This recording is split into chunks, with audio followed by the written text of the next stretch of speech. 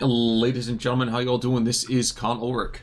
And this is Rang Ru. Hello, hello, hello. And folks, bringing you actually, as Rang called it quite coyly before we started today, a little bit of Cold War gone quite hot on this Shechedrin map. Rang, who's in the fray and what are they bringing to it? On the left-hand side in the blue, we have Merica, also known as Jack, playing as an American 2nd Infantry Division with a Maverick income. And on the right-hand side in the red, we have another very American player, Nilla, but this time playing as the Soviet, as the 97th Guard Infantry, also with a very Maverick income.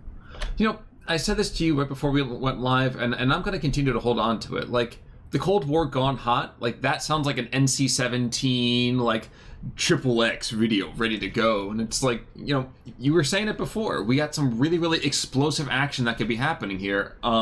And I guess we might even see the beginnings of it up in the north, shouldn't we? Oh, the off-map artillery? Yes, there's certainly potential for it. Down south on my my screen. Interesting. Oh, whoops. Okay, I was thinking actually. I look at north for some reason. I'm talking about the town being the northern side. We're gonna have explosive stuff down there too. But like, yep.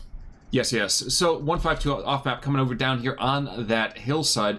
This could be quite deadly, especially it might give just enough time for the Tanko Desantniki to get up that hill with the Ognamachiki. And that half track going down, that's going to cause quite a bit of hassle here.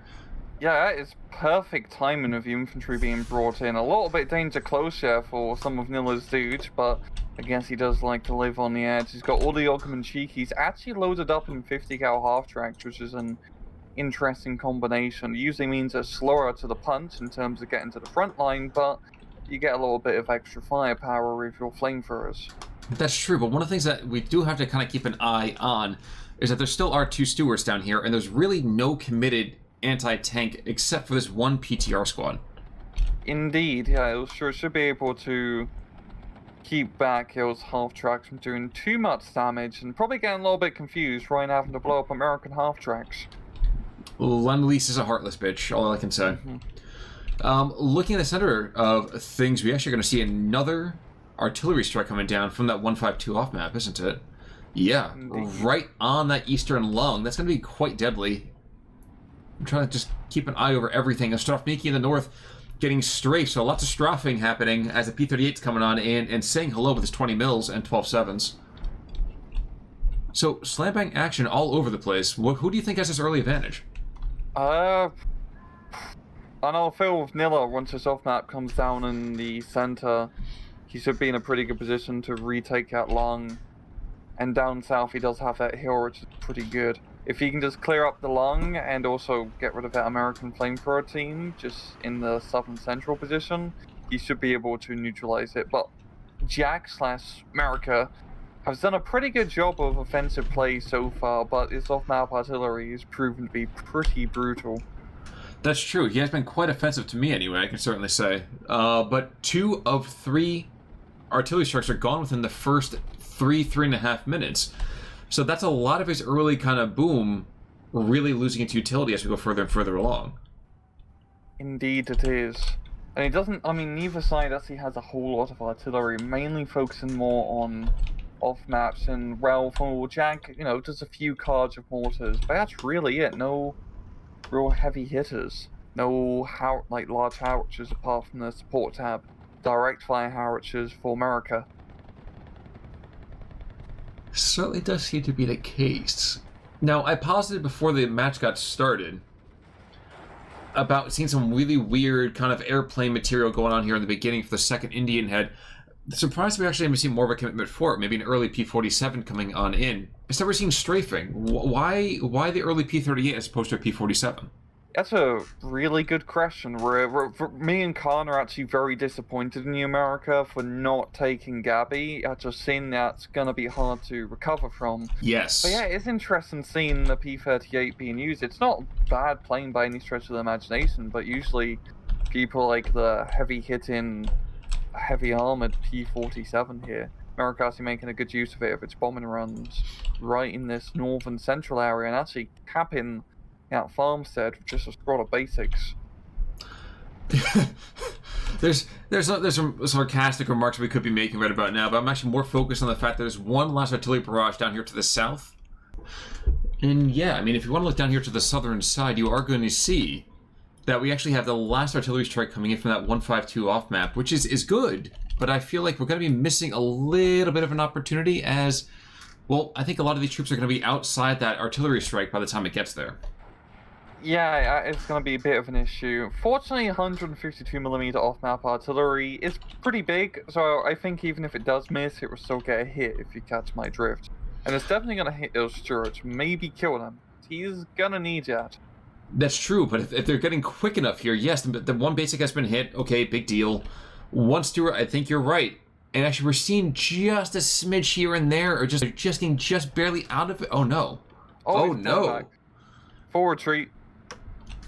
Okay, well, F's over there in the comments section. Meanwhile, over here in the center line, we are going to see engineers and a Zook troop facing off against Tanko Desantniki.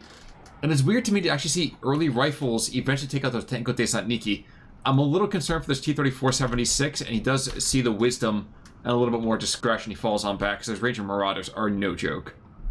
Indeed, and even though with off-map artillery strike, Merica has done a pretty good job of keeping that pressure in the center. He's very close to actually taking that flag back and neutralizing it back to a trove point advantage.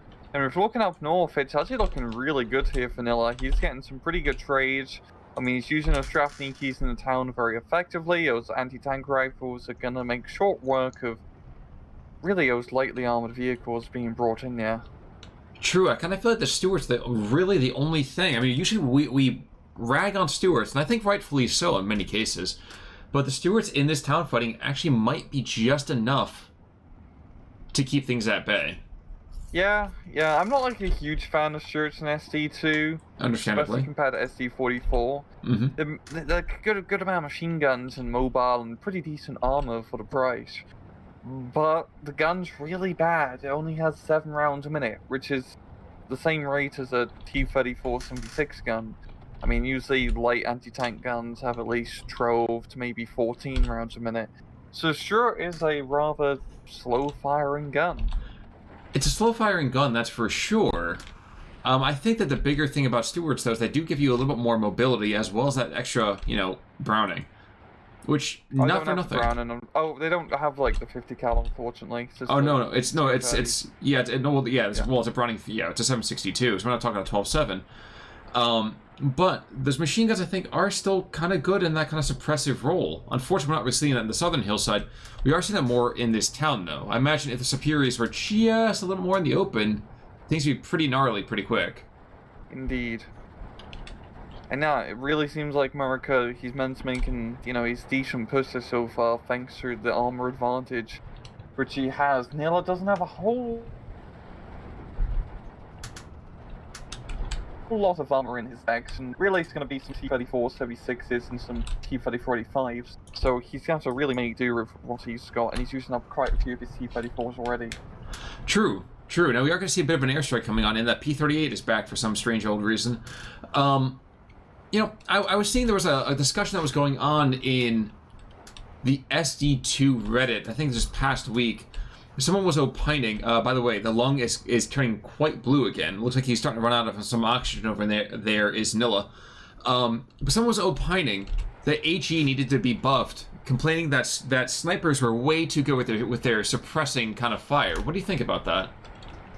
Snipers should be really good at suppression. That's kind of the entire point. Mm-hmm. Like, you should be able to suppress an enemy infantry unit in like 2 or 3 shots, because you're being shot at by a sniper. It's not exactly a pleasant experience. Mm-hmm. And it's really all they have going for them is more of that suppression rather than the raw killing power. I felt very similarly to you on that one. It's just out of curiosity. It's one of those things. I think I agree that there are certainly times that HE shells maybe are not quite as effective as they could be, but I don't think the result is let's go and take away from snipers. Yeah. The only ridiculous thing about snipers is them being able to hit a kilometer. Yes. Yeah. We're not really talking about Carlos, what's his name, Hancock, with some 50 cal thing. Ranger Marauder, by the way, finally takes out T-34-76 in the center, and that's not the last AFV that's there. Indeed, really the heaviest thing that's there for the Americans is just going to be a howitzer track, and it's not going to do very well against those PTRDs. No, it will not. Yeah, Nilla of all the anti-tank rifles is going to make short work of any of these half-track vehicles. But even then, Merica doesn't have a whole lot of tanks either. He has some Shermans coming into B phase and some Wolverines and Hellcats, which would be nice, but those things are pretty lightly armored too, where even anti-tank rifles, especially against a Hellcat, can do quite a bit of damage. But shockingly enough, you know what else can do some damage is basics. In a 2-1 and your 3-1 kind of engagement here, doing very well against your superiors. Yeah, they're really not bad. I mean, disarmed troops with semi-automatic rifles can do a pretty decent job.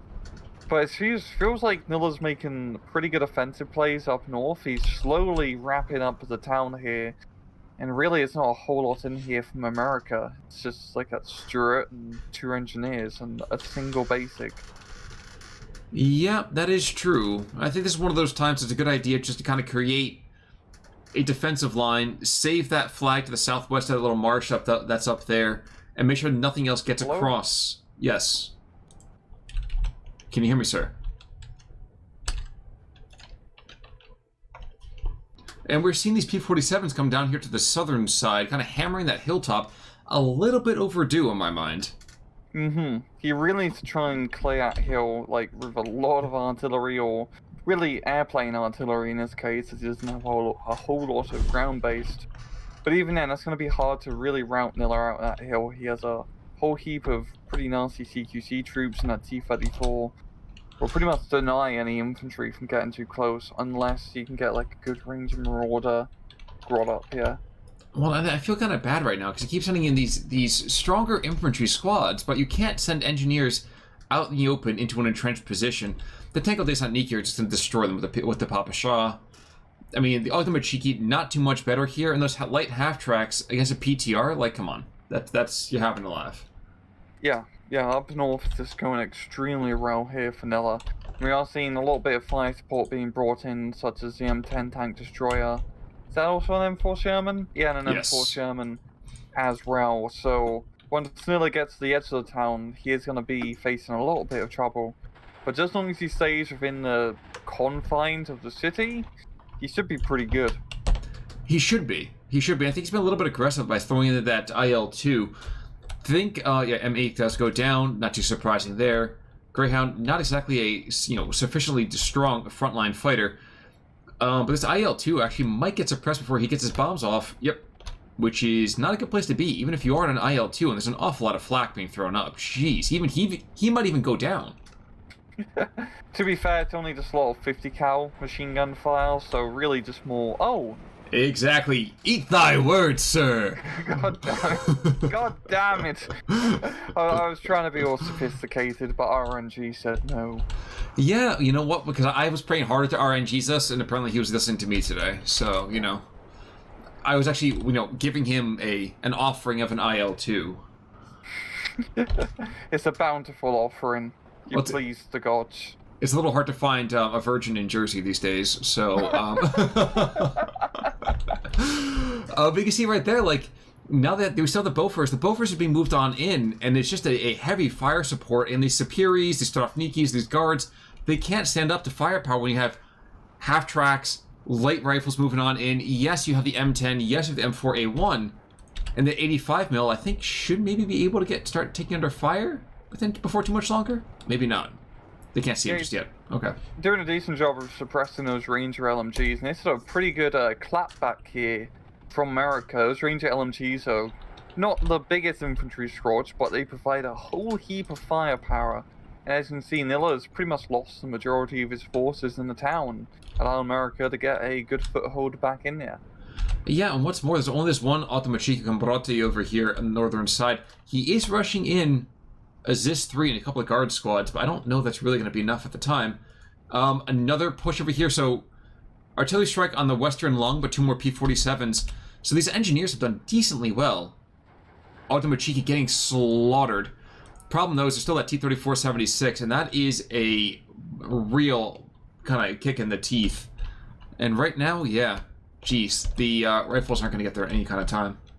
Yeah, that rocket artillery strike, I'd say they're in pretty good work here, killing the howitzer, but the 76mm gun being lucky for the time being. Yeah, taking that hill is going to be really hard without really much anti-tank. I mean, the problem with America is that he hasn't no bazookas in the anti-tank tab.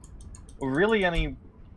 I don't believe he even has like any bazookas in the infantry tab in terms of rifle leaders. It's really just major marauders he's going to have to rely on, which, as we say time and time again with 2nd Infantry, the lack of infantry AT is a big hindrance. It is, but I think at the same time that the Marauders themselves are probably the most viable opportunity he's going to get.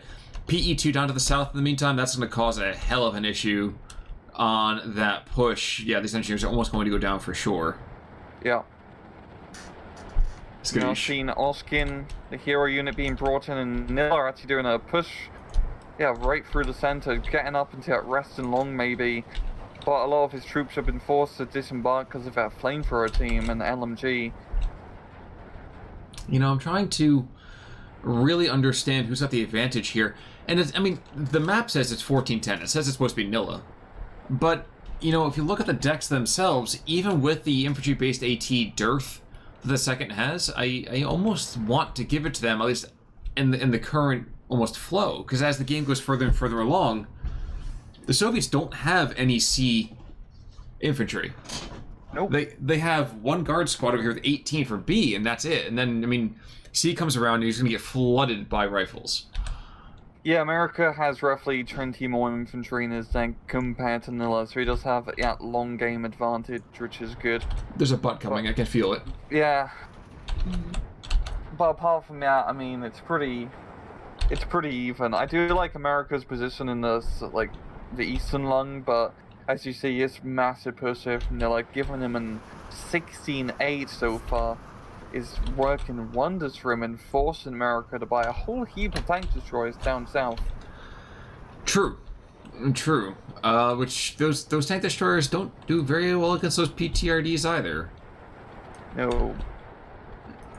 Of course, one thing we haven't seen just yet, so we haven't seen the OP-203s getting brought in. I'm surprised we actually haven't seen this at all. Very surprised, actually. Indeed. Yeah, Nilla's actually pushing all over the place. I mean, up north... Okay, he's not really pushing up north, but he's setting up a pretty decent defensive line. Those 2 flags are going to flip over, giving America a little bit more breathing room, but still, it's a 15-9. It's a 15-9 for now. Yeah, I think it's just because there's not a lot of infantry in the western long for the moment. That's bound to change very quickly. In the meantime, there is a Sherman that's taking a lot of firepower from 2 T-34-76s, and I'm surprised that these Ranger Marauders have not ducked out to engage. Oh, P-47's coming in clutch, stressing out the Avtomachikis, allowing the engineers to engineer their way into the outforest with explosives. That's how you engineer into a forest. Oh, that's true. This isn't quite Hurtgen, though, at the same time. And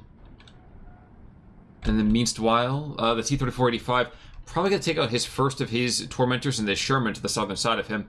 But I think more than anything else, this is just going to allow the Hellcats maybe to bounce on up and take a couple cheeky shots. They haven't done it yet, but it's on their to-do list. I mean, they're very good at maneuvering back and forth. And actually maneuvering to provide some fire support on that southern hill. T-34 being brought up. But oh, no, they don't have line of sight on each other yet. Yeah, there's a weird defilade that actually happens over here on that. You can see on that crest going from the first to the second line of it, a really, really sneaky way to get some good lines of fire onto that crest. Mm-hmm.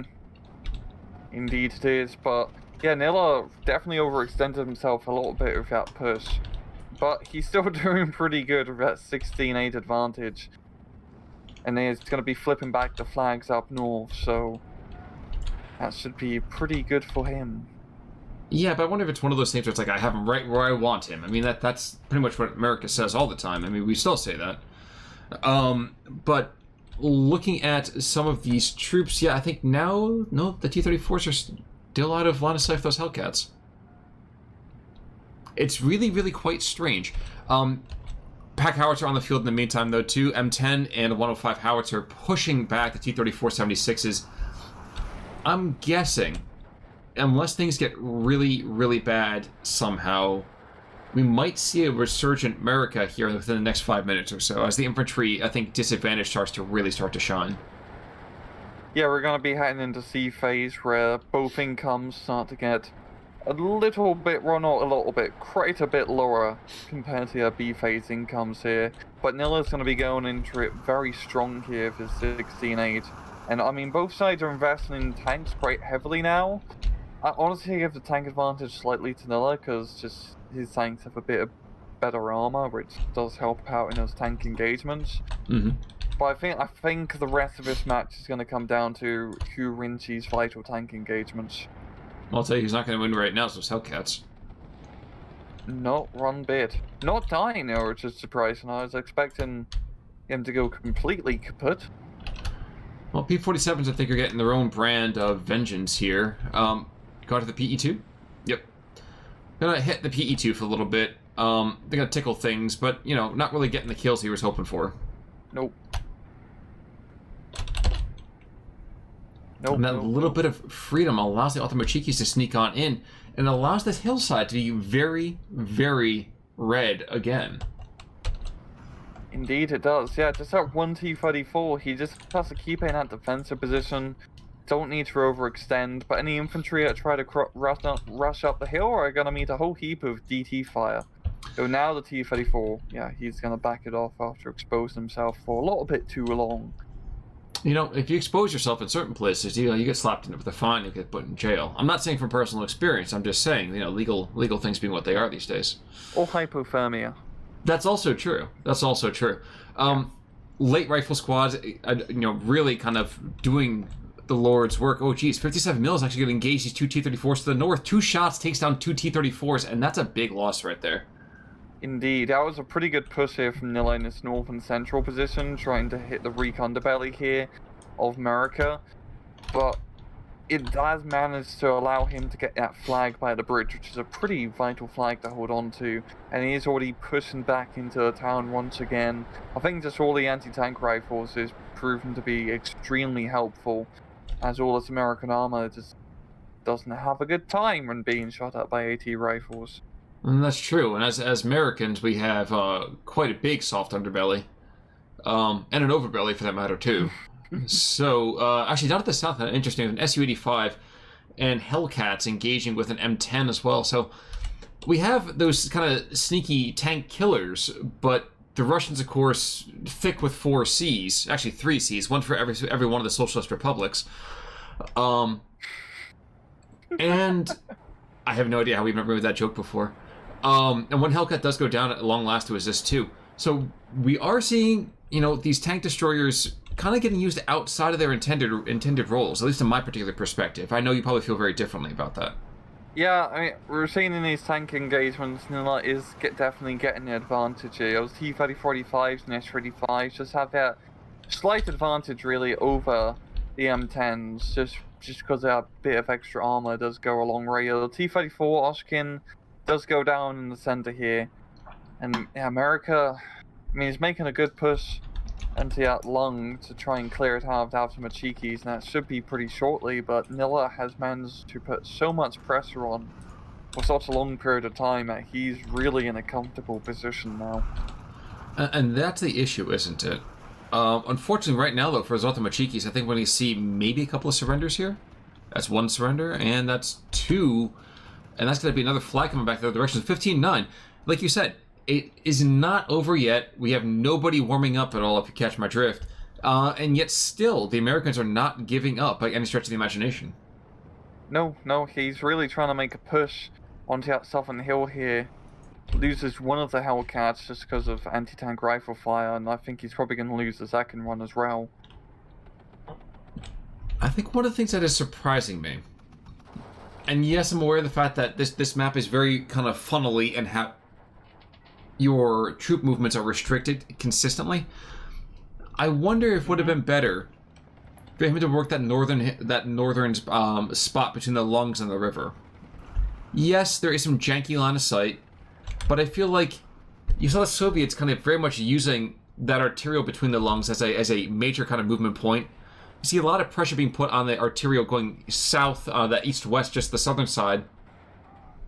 Kind of says to me that Nilla sees that entire roadway as extremely, extremely important.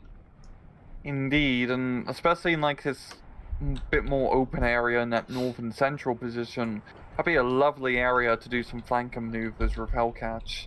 Yes. Yeah. Yes. But it definitely feels like Nilla's is getting fantastic tank engagement here, seeing a T-34 knockout, an M18 up north. I feel like what's also really screwed over America is that he's really not taking advantage of one of the big advantages of 2nd Infantry, and that is all the goddamn artillery. Like, Yes! Very heavy artillery division with all the howitzers, long toms, mortar half-track, 60mm mortars, everything with bloody radios. Such a good artillery division.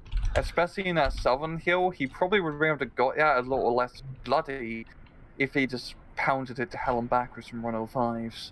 And and I was thinking that same thing. I keep looking to the western side. I'm sure people watching my cast are like, why is he looking at the western edge of the map so much? I keep waiting to see a 203. A 203 off map. As much as I would love to see consistent artillery fire, a 203 off map would have absolutely obliterated that entire position. Yeah, he really just needs to... I mean, he's using more direct firepower of the M3 105 howitzers in the support tab instead, which have been a bit mediocre, to be frank with you.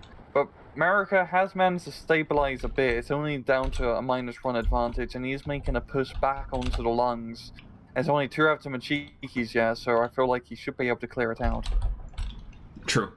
True, and honestly, if he hits the combat, I mean, we're not talking a major death blow in terms of just, loss of experience, but it's going to be good to get rid of some of that veterancy. Oh yeah, that'd be an extremely useful kill, knocking out. Even just some of that anti-air would definitely allow his P-47s and that P-38 a bit more free reign in the skies. And up north, actually, he's doing a pretty decent job of neutralizing Nilla's push. The guard DPs have gone down quite a bit in numbers, and it's really just 1 T-34 left. It is, but that 1 T-34 right now is more than enough to cause some hassles. Yeah. Combat does go down in the meantime. Actually, no, he pulls back. We have a rifle squad trying to engage the 37 mil. He's going to get surrendered here in a second, though. That's another thing I guess that's been kind of surprising, is that we haven't seen that much in the way of leadership roles from the Americans. And in fact, I think you were right to make the comment. There's a couple engineer leaders, and that's it.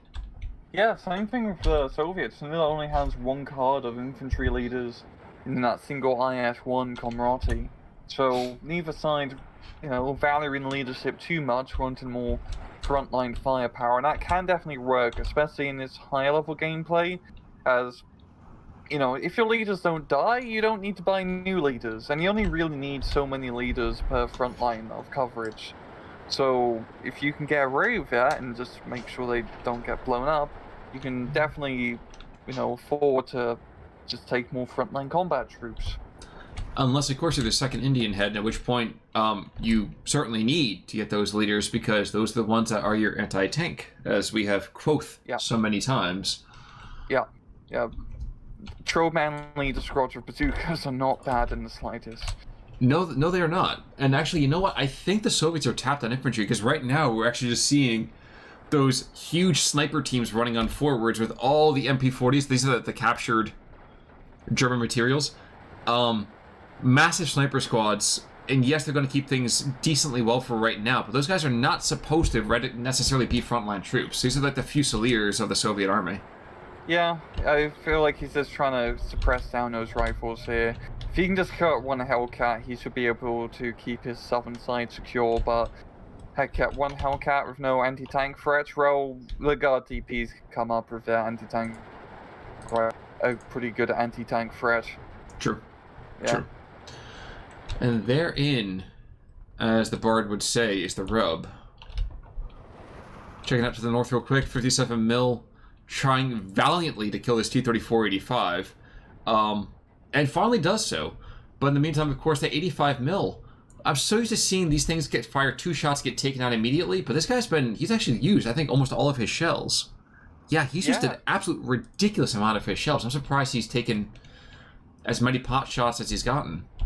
That is quite surprising. I guess when you're not fighting against Germans with all their super high-powered, high-velocity guns... And stabilizers. You can actually...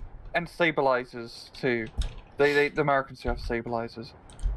They do actually have a pretty decent chance of actually being a good anti-tank unit. Yep, and I think that was one of the things that is just going to continue to be a sticking point in my metaphorical craw here, is what you said before. The artillery play, I think, was vastly underutilized. And I think it's really, really been the big issue over here for the Americans. I feel like they've missed a big opportunity. Or three. Yeah. He's been engaging more of like tanks head on, and actually, it's pretty even on the tanks now. I think it's roughly tank advantage. It's roughly the same. Yeah, I mean, sure that one IS Comrati maneuvering onto the lung to try and do a counterattack. Yeah, but yeah, just which is funny because if this was a year ago, I wouldn't even be thinking about artillery because it's useless. But now in this method, you know, having a few long-range howitzers, indirect howitzers, can prove to be extremely vital. Especially on a map like this where infantry units are clumped up on hills all the time. And yeah, that's one thing. But the funny thing too is that like I never gave up on artillery. Tube artillery, artillery pieces.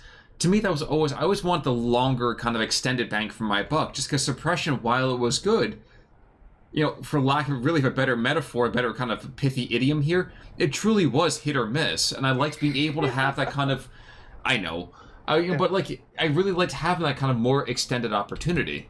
The Russians are tapped. They're just bringing in Maxims now. Yeah, but it doesn't have a whole lot of Maxims, but I mean, Nilla just needs to hold the front line for 5 minutes, which isn't too much of an ask at this point, and he still has a decent amount of air power. I'm thinking he's probably tapped out in tanks. He's bringing in the T-34 with Avka, and he didn't have a whole lot of B-phase tanks. It just shows like 4 T-30-45s. It certainly does seem to be the case. Yeah, some of the American AFVs don't have any more firepower left. Nilla he's limping. It's 12-12, it's 13-11. It's gonna waffle back and forth quite consistently.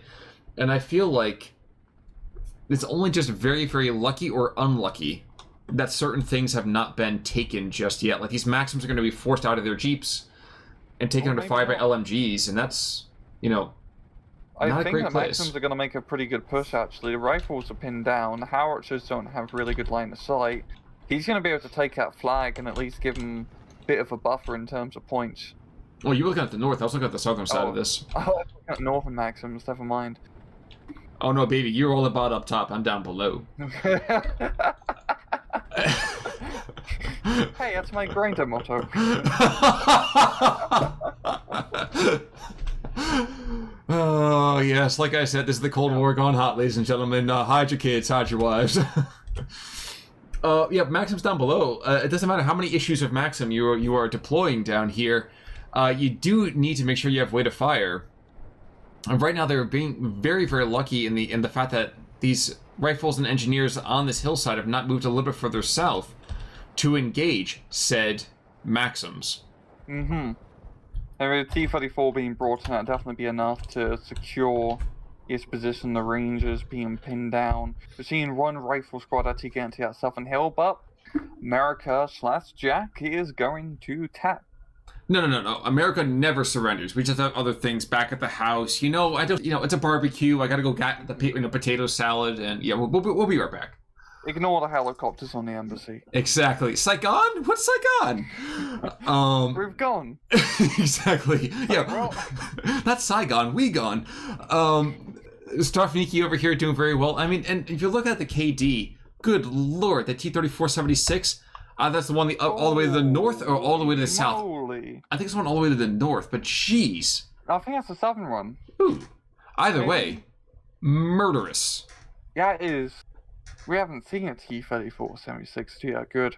A PTR, 3 Stewards and a half-track. Strafniki, 6 or 7 kills right there. The 85 mil. The 85 mil's got 2 tank kills, 2 infantry, and an anti-tank position. Yeah. That's not an 85 mil that I'm used to seeing. And of course, the hero unit only got like 1 kill. Of course he did. Climactically. He killed a fish. Yeah. And if you look at losses, nothing really popping out here. 1 M10 knockout. Actually, okay, that 1 M10 killed like 4 tanks, which is pretty good. Of course, it was Apollo. Yeah. Yeah. Which either says one of two things. Either some of the Soviet guys thought that they needed to be heroes of the Soviet, republics, and the Americans don't really care about that. It's all about the winning. Indeed. But regardless, a very, very, I think, definitive victory over here for the Soviets, and one that I feel like the Americans could have countered had they brought in some artillery. Yeah, Nilla did a very lovely push, in the middle B phase, just got a huge heap of territory and really forced Merica to just consolidate and really put them on the back foot for pretty much the rest of the match. Yeah, the artillery, he really needed it, felt like, especially in that southern hill. And, just Nilla being more Mavericky, and you need to be Mavericky when you have Maverick incomes. The irony of this is that the person who should be a Maverick, the American player, isn't the Maverick. But that's okay. That's okay. Regardless, any final thoughts there, sir? No. Well, folks, in that particular case, then, we will see you on Thursday. Until then, I'm Con Ulrich. I'm Rangru. Take it easy.